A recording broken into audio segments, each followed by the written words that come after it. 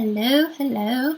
I wanted to go through the practice problems in the lecture. So you'll notice on Beachboard I have put a version of this Excel spreadsheet so that you can kind of follow along if you haven't already done your calculations. But basically how this is set up, because you guys know I love my colors, I have yellow representing known values or values that you're given, and then the orange boxes or reddish boxes are going to represent values that you need to find. Okay.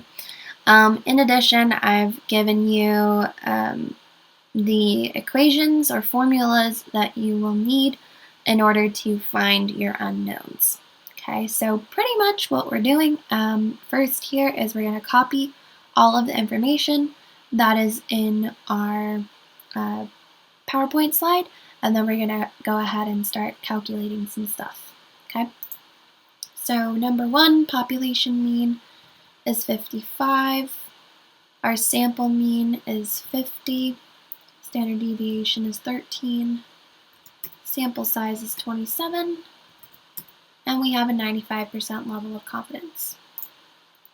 Okay. So we ordered these so that it would be easy to punch in. 6, 19, and 99. Okay, so now we have all of our values stuck in here. Remember, degrees of freedom for any t-test is going to be the total number of n, right, or the total number of people in your sample size minus the number of samples that have been collected. In a single sample t-test, we have a one sample or a single sample that's been collected, so degrees of freedom should be n minus 1. So that's a pretty easy calculation. We can just say it's equal to n, right, or reference of n, minus 1, and then we can copy this equation over. Okay. The standard error of the mean is the same equation that we've used before, where we take standard deviation divided by the square root of the sample size. Okay, so we just put equals, do a cell reference for our standard deviation, divided by square root of the sample size. Okay. After we have that typed in, again, we can just copy over. If you want to copy, that's fine. If you want to practice actually doing all of these, that's also fine. Or you can kind of use this method to make an answer key and then do handwritten calculations, whatever works for you guys. Okay. Our t-statistic, this is our calculated t-statistic, needs to be calculated using the sample mean subtracted from, subtract the population estimated mean, and then we divide by the standard error that we just calculated. So this is going to be equal to, and remember, we need parentheses. Okay, we will have our sample mean minus the population mean. Now, in some cases, you can see that we might end up with a negative value. So what I like to do is take the absolute value of the difference. And you should be able to do this using the equation ABS, if I'm not mistaken. And then you would put your function in. So granted that I didn't do this wrong, you should take the sample mean minus the population mean. Okay, we want the absolute value of whatever that difference is, so we have a nice positive number. And then we divide that by our standard error of the mean. Sorry, I was scanning. And I don't actually need that parentheses. So we can press enter and we should get 2. Okay, just quickly to show you what would happen if we stuck with not using an absolute value, we would end up, or we should end up with just a negative, right? And this has more decimal points, so this should be -2, right? But calculation purposes and table comparisons, it's a little bit easier if this is a positive number, okay? So from here, we've calculated our t-statistic, right? This is representing how our difference in our sample would be comparative to our population, right?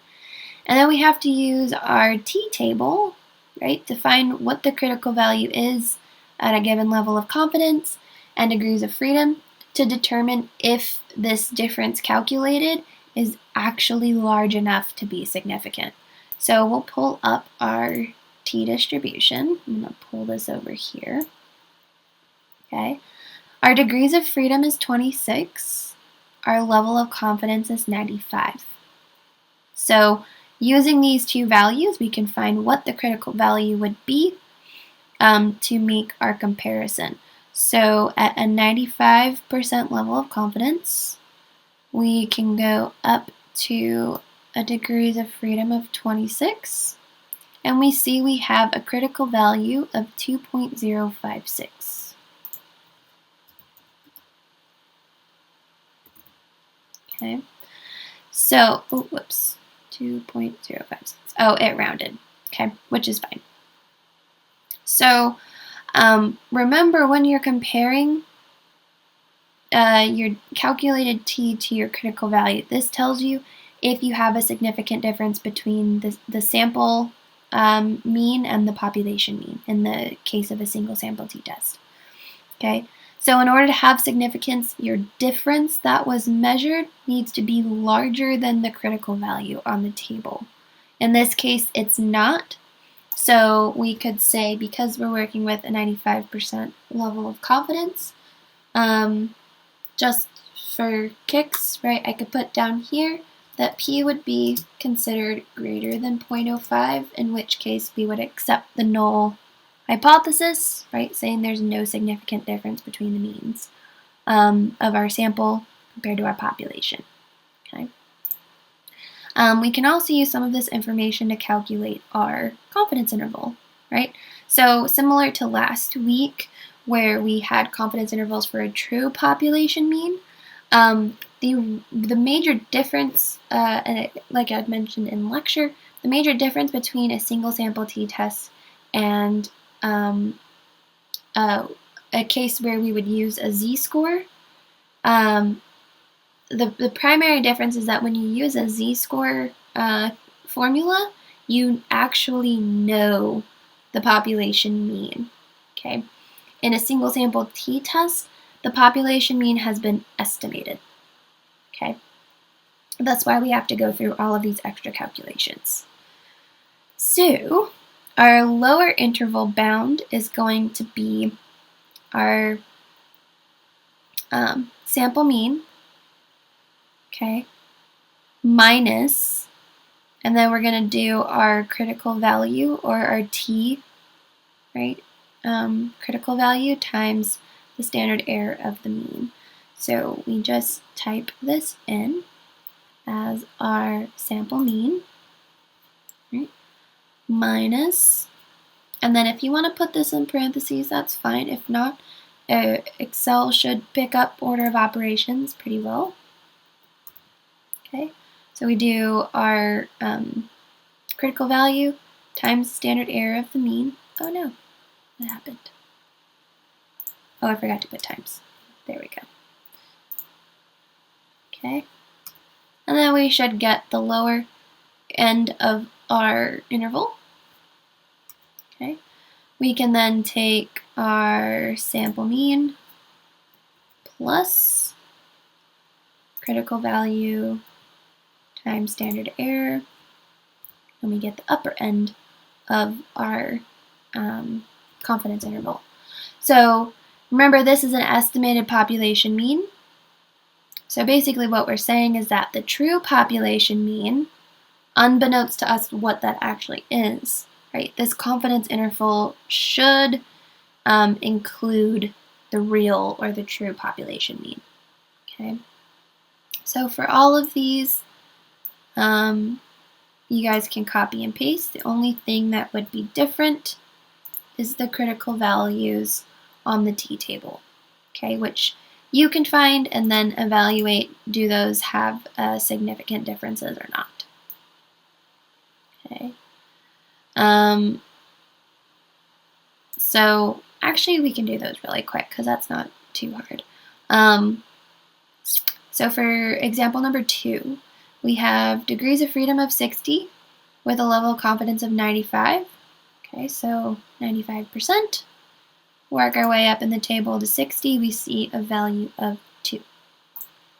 Okay, so when we compare t to our critical value, we can see that t is greater than our critical value, which means that the difference calculated between the means, right, translated onto a population, is large enough to be significant.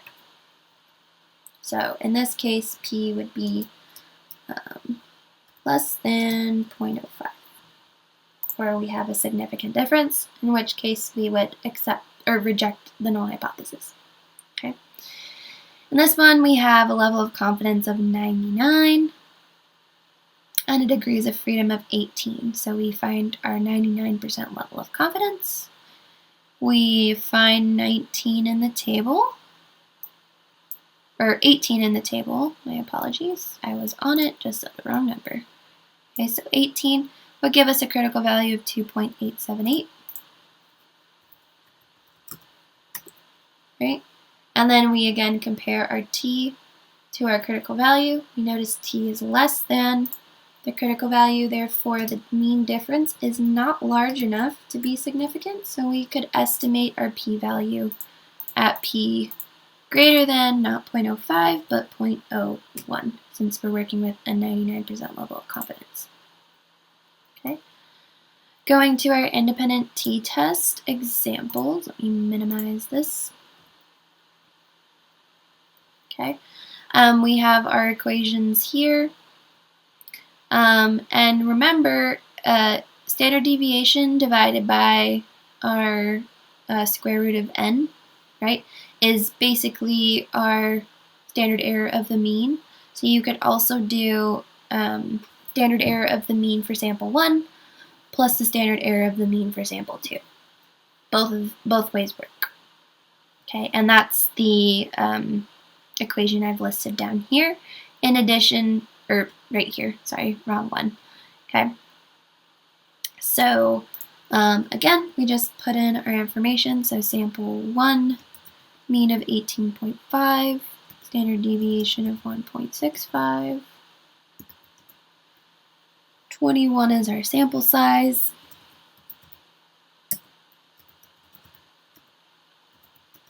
Okay. And then our level of confidence for all of these is going to be 95%. Then we can put in our information for sample 2.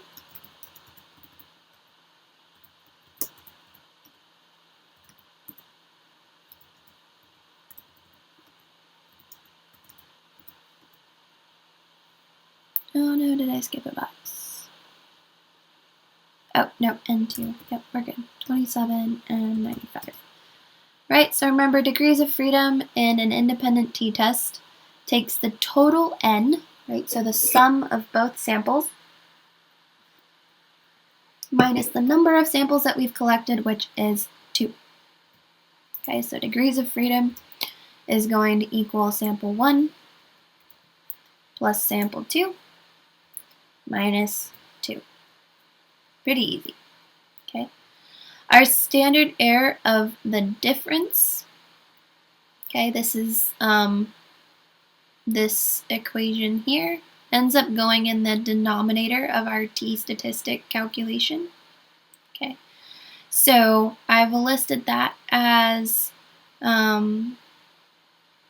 your SE mean, right, or your standard error of the mean 1 squared plus the standard error of the mean of sample 2 squared, right? Standard error of the mean, again, is standard deviation divided by the square root of n. So we're kind of just going to compile all of this into one equation where we'd put this part into the denominator here.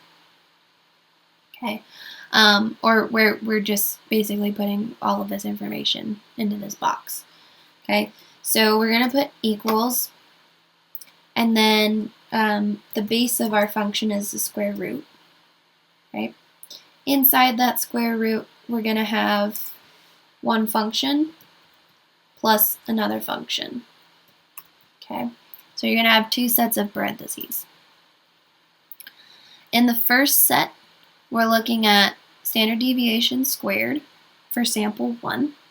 So this is going to be this guy squared divided by the sample size. In the second set of parentheses, we're going to have standard deviation squared divided by sample size. Okay, and then, oops, my bad. That video is ready apparently. We should be able to press enter, and we get the standard error of the difference. Okay, to calculate our t-statistic, we're taking the absolute value of the mean difference, so similar to our first example that we used, where we put ABS, and then we take difference between mean of group 1 minus the mean of group 2, divided by the standard error of the difference that we just calculated. Okay, we end up getting that our difference, or the size of our difference from our sample translated onto our population, is equal to 2.335. This is where our t-distribution comes in. We have a 95% level of confidence with a 40 degrees of freedom. Okay, so at 40 and 95, we see 2.021. So then we can evaluate, is this t greater than the critical value? Yes, it is. So we can say that p is less than 0.05. In other words, the difference between these means is in fact significant. Okay. To find our confidence interval, remember, instead of just looking at a single mean, we have to look at the mean difference. So this confidence interval is going to represent what the true mean difference in the population would be, right? Or what interval that true mean difference in the population, where that would lie. Okay, so we're going to do equals, and then pretty much you just follow the format of this formula, right? So we're saying, again, we want the absolute difference. That way we don't have to worry about negative values. So we want mean 1 minus mean 2, and then since we're on the lower end, we use minus. Okay, we're going to look at the absolute value first, so actually close those parentheses, and then we'll do minus the critical value that we found on the table times the standard error of the difference, and we press enter. Okay, basically we're going to have the same values in this one, but instead of minus, we have plus. And that'll give us the upper end of our interval. Okay, so we know the true mean difference of our population should be between these two values. Okay, all of these should be copyable over here. The only thing that would change is our critical value. So again, we have a degrees of freedom of 41, which we can round to 40 on the table, and we have the same level of confidence. So actually we can keep the same critical value, and we can see t is greater than that critical value. Therefore, we have a large enough difference between the means to argue that we have a significant difference. Okay.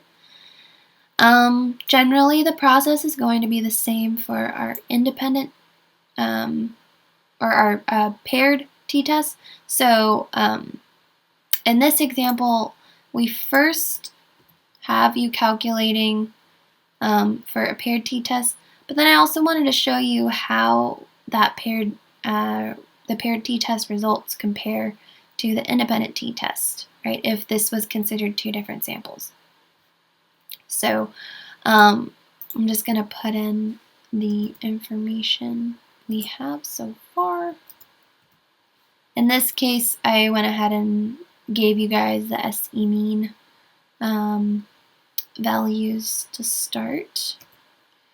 We're saying the sample size for N1, right, group 1 versus group 2, is technically going to be 30 for both groups because we're using people twice. So just to limit confusion, I am leaving that one blank for now. Okay, but you can think of group 1 as a pre-test value, group 2 as a post-test value, and R we got 0.6.